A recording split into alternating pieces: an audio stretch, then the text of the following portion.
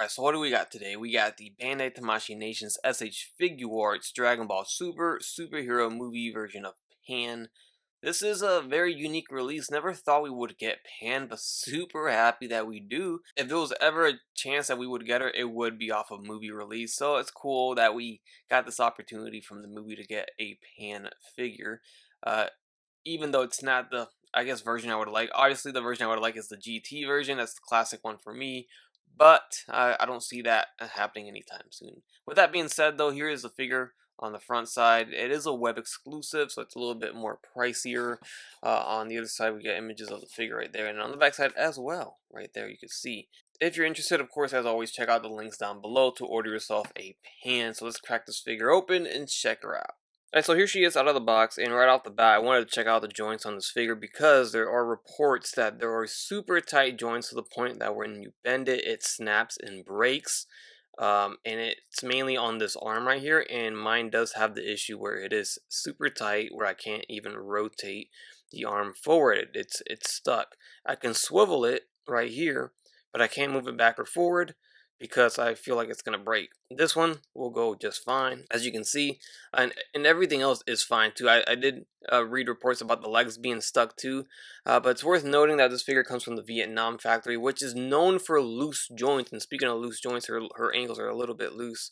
So what they're known for is basically inconsistency and quality control issues, and it's unfortunate. I don't know why Bandai Tamashii keeps producing their figures from there. I guess it's cheaper than China. Not sure.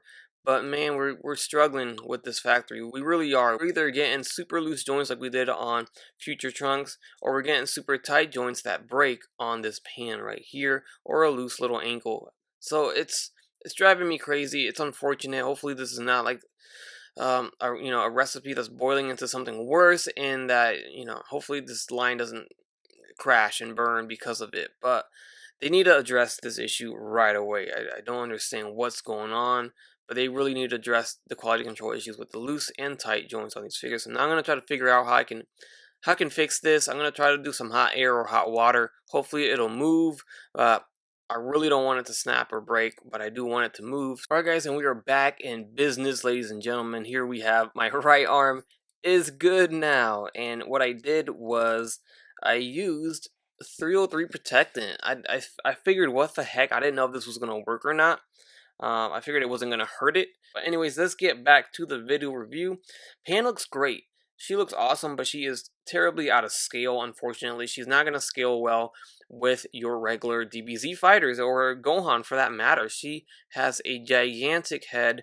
Now, on the figure itself, it looks fine. I mean, it's a big head, but it's an anime, and that's how she's kind of drawn.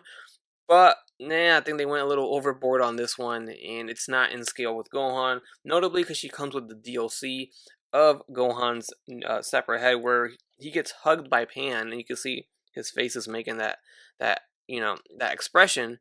And I mean, look at the size of Pan's head next to Gohan. It just doesn't look good at all. So I don't know what they were going for, especially since they gave us this to kind of like, hey, we want you guys to pose these two together hugging, and no, it's not going to look great, but here it is anyways. And yeah, I have no plans of displaying my Gohan with this head and Pan together at all. So it's unfortunate, but she's going to have to stand either in the foreground or the background, or a little distant away from somebody else, so she doesn't look like a big-headed little child, I guess. I don't know.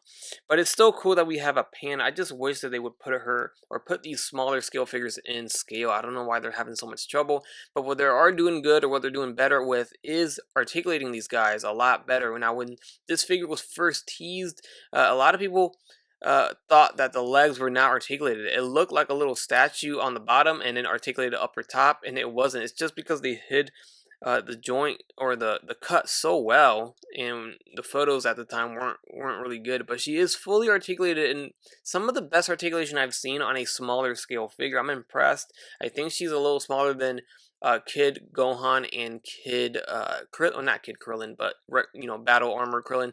We're gonna take a look at all the smaller scale figures next to this one and see, but she's pretty small now. It's not as small as Chatsu, which was articulated as well. That was the first very impressive one, but Still impressive nonetheless that they're getting better and better with the smaller scale bodies. It makes me very hopeful that when we do get Kid Trunks and Kid Goten from the Boo Saga, that it will be the very best version of them that they could possibly make, articulation in all. So hopefully, that's the plan there. But as far as this figure goes, the paint apps look great. I have no issues. I still think it's funny how they put GTH, in the movie. That definitely means go to hell.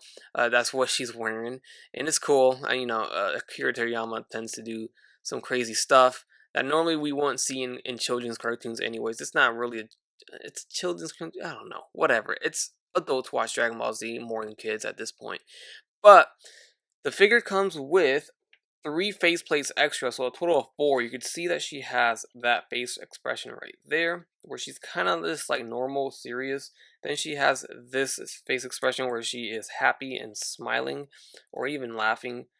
Then we have this one where she is a little bit more serious, maybe in a battle pose. And then last but not least, we get this one where she kind of looks like she's powering up. So pretty cool face expression selections. And we also do get an alternate set of hair because it's windswept, and that's awesome. I love whenever we get windswept hair. This has the piece that on the front that comes off, so maybe we can put the yelling head on here, and then we'll put the front hair piece back on, and then you can kind of get an idea what that would look like right there. Put it on the figure. There you go. And there you go. So that's always dope for me. I love the windswept stuff, and I love that it's always an option and not just the only option. And then she also does come with an alternate set of hands, of course. So we get the pair of fists that you see on the figure right there. Then we get these hands that have pegs on them, and the reason why they have pegs is because she comes with the water bottles that she had in the movie. So this is super cool. I love it. I love it. And then you can see it's detailed as well. Hopefully you can pick that up. So it does say super mineral, which I believe is what is said in the movie. So that's pretty cool. And I mean, overall, the paint apps there and just the look of this looks really nice. She comes with two of these, obviously, so one for each hand. I'm thinking this is how I'm going to pose her. But there you go. So they do plug into that, so it's very easy to keep in her hand. It doesn't fall off. You don't lose it. Then she does get a regular set of open hands without any pegs right there. And then lastly, these open hands, which are slightly different. You see they're a little bit more battle posed, so that's cool. And that's it. Of course, we do get the DLC. We're all calling it the DLC because it's a part that goes to another figure that already released. So this time around, we have the Gohan with the winky face and the smile. This is basically recreating the scene when Pan hugs Gohan, of course. So very cool. I dig it. A lot of people hate that, but I'm someone that buys everything in the whole series, so that's why I dig it. So I totally understand why you would not if you are very picky and selective on the figures that you buy from this series and you just want all the Gohan heads. But honestly, you're probably not going to display your Gohan like this anyways. If you're not picking up this pan, you're probably going to display Gohan with the Super Saiyan head or the cape or the glasses or something else more epic than that one right there. So let's just be honest there. Why even complain about it if you're not going to use it just for the sake of complaining? No, I wouldn't waste my energy. As far as the figure goes, the articulation, the head is pretty good range because there's a lot of space and gap there, so it goes up and goes down, left and right.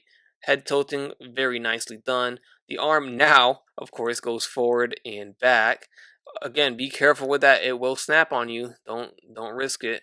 So make sure you do apply some sort of lubrication on there, or some sort of spray. I do recommend the 303 since that's what worked for me, and it keeps it nice and dry. In and out right there, there is a bicep swivel. We have a very unique looking elbow system. It's ugly, but it's tucked in underneath the sleeve so you don't see it from the front end, and that's basically to get her to bend her elbow at that sleeve, at the end of that sleeve right there, because if that bend was within the sleeve, you obviously wouldn't be able to bend it. So you can at least get a decent bend. It's not a 90-degree bend, but it's still better than nothing. The cuff on the glove is a loose piece.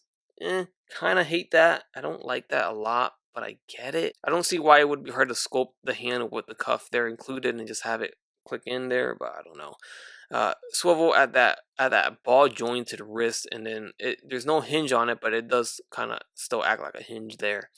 We do get the butterfly joints at the arms, which is impressive to see on a small scale figure, so you can kind of clap her hands together like that. Very, very cool. I dig it. And then there is a cut on the shirt, you can see on the backside especially, so you can move her legs around without it being hindered. The legs do go forward about this far right there, and they go back down. You can hear how squeaky it is. In and out, split about that far. There should be a waist swivel. There is, and there is a little bit of a torso crunch there too. Although I don't think she really technically, yeah, she does have a crunch in there.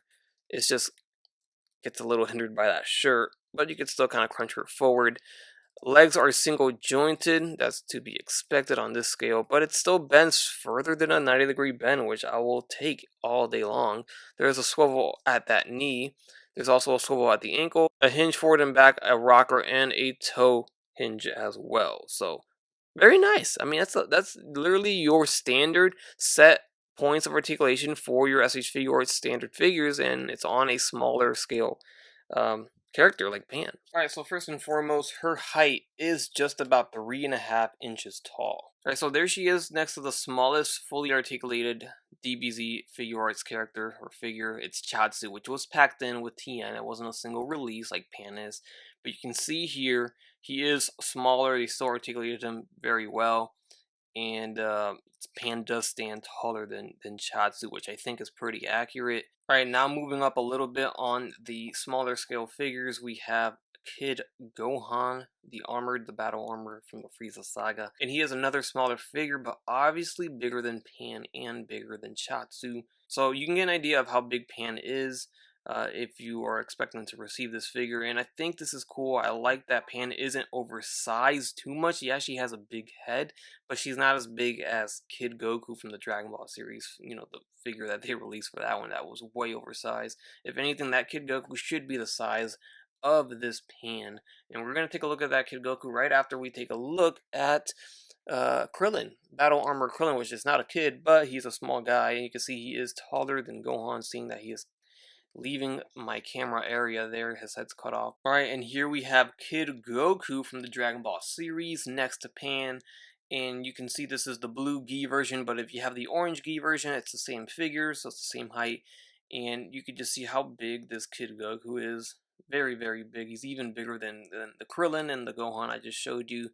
And obviously bigger than Pan here. Like I said, I think this Goku should be the scale of Pan. It really should be this height. Considering how small he was in the Dragon Ball series. But nonetheless, they decided to give us a oversized Kid Goku, and that's what we have for now until they update it eventually. But there's a good idea of what she looks like next to other smaller scaled characters from the same line. Alright, so here we finally have father and daughter. Let's check out the superhero version of Gohan, which is still one of the best figures in the entire line. But you can see that the height of Pan is pretty decent. I feel like it's good, but the head, we're always going to go back to that big, massive head.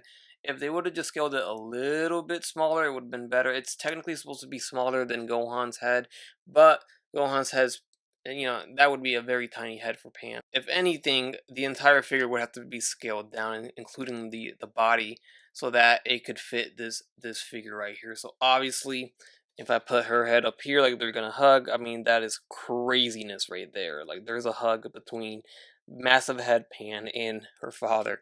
Like that's not gonna work. So overall, I love this little figure. She came out super cute and adorable, and they really captured her likeness very, very well. I like that we got a Pan. I keep saying that. I love supporting characters out. I just don't ever think will get made, or I think will only get made once, and this is definitely one of those I feel like we might not get again, at least for a very long time. Obviously, we'll get a Goku every year, we'll get a Vegeta every year, but Pan, I don't think we'll get every year. Now, her price is pretty steep for the size figure that you get. It's a very small figure. She does come with accessories, but still, it's a very, very small figure. Not a lot of plastic here. And it's 50 bucks, basically. On Pete Bandai, it was 50 bucks plus shipping, so that would have been like 60 plus tax, 65. That's pretty pricey, for a small figure like this. You should have at least been packed in with something else.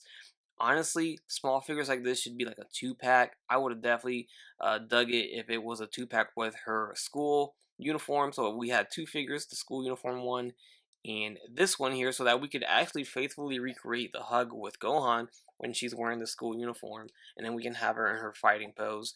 That could justify $65 for these two tiny little figures, but for one, yeah, it's pretty steep. I must say, I gotta point that out. And if you're buying it from USA resellers, you might get it for like 80 to 90 bucks. Very, very steep. So hard to justify at that price, but if you don't care about the price and you want a pan, then this is a great figure. So keep that in mind. I feel like a lot of people might pass up on this, but then again, that's why they made it a web exclusive and very limited, because they probably knew it wasn't gonna sell like hotcakes. But go ahead and let me know your thoughts down below in the comment section. Leave a like, subscribe if you haven't done so already, and as always, take care. Take it easy, and I will catch you on the next one. Bye.